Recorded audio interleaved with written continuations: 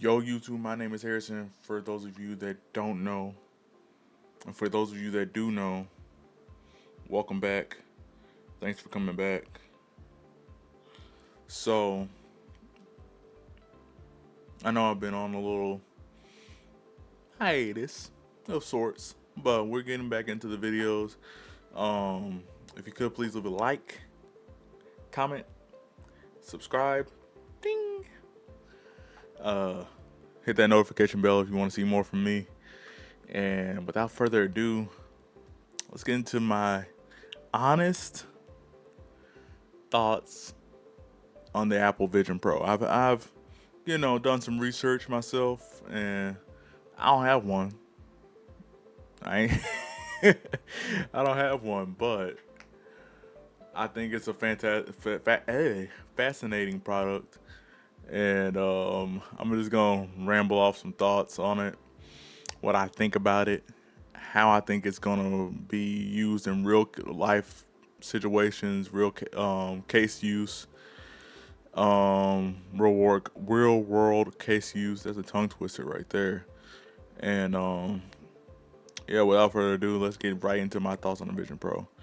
So Apple announced the Vision Pro last year, in 2023 at WWDC. For those of you that don't know, um, and with that, a lot of people were curious on it, how much it was going to cost, when it was coming out, like everything in between. So it finally got released February 2nd, so about 3 weeks ago.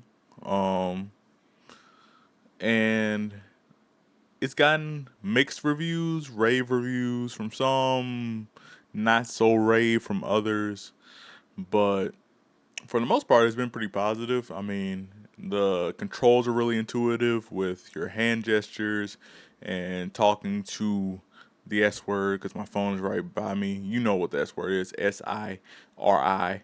Um, Talking to her and getting intelligent AI type. You know what I'm trying to say. Anyway, but with that, um, it comes with an M2 processor and also a R1 processor, which is this um, augmented reality processor that augments your reality.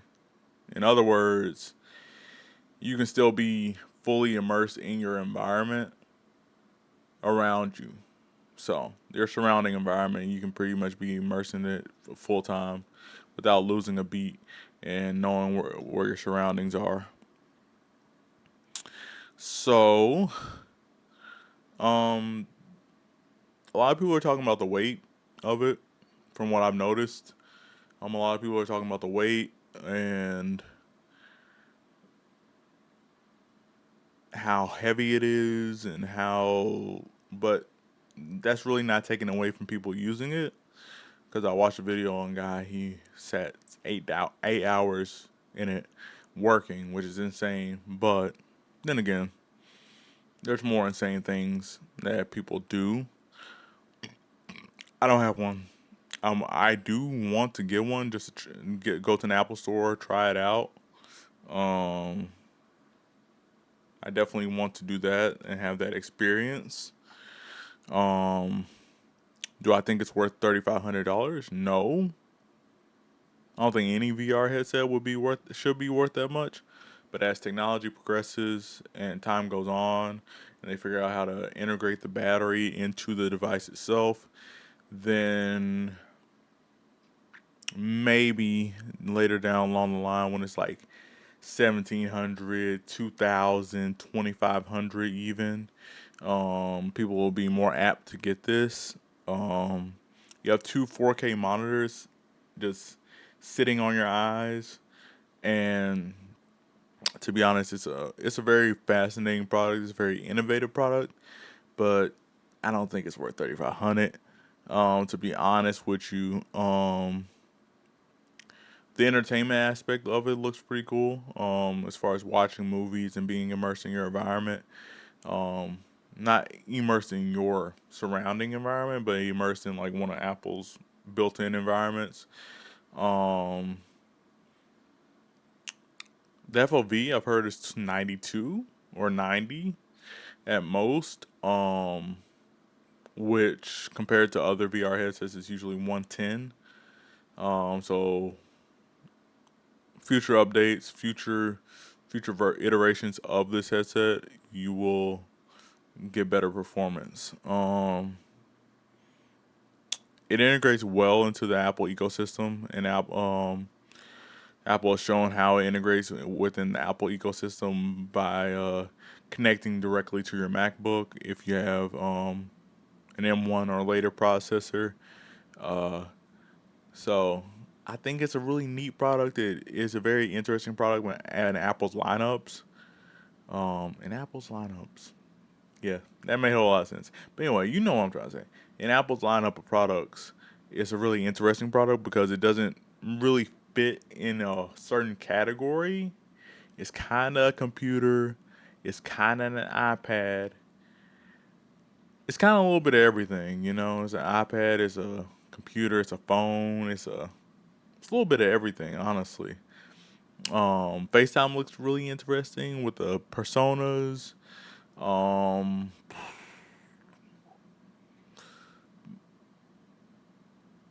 it You really need to witness it yourself.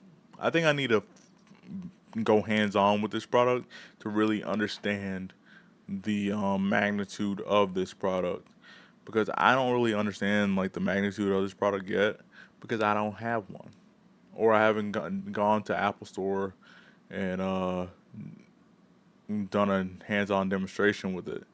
So I think that until I do that,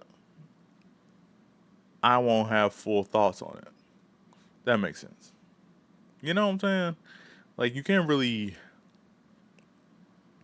understand a product that is so different from every other Apple product until you use it yourself.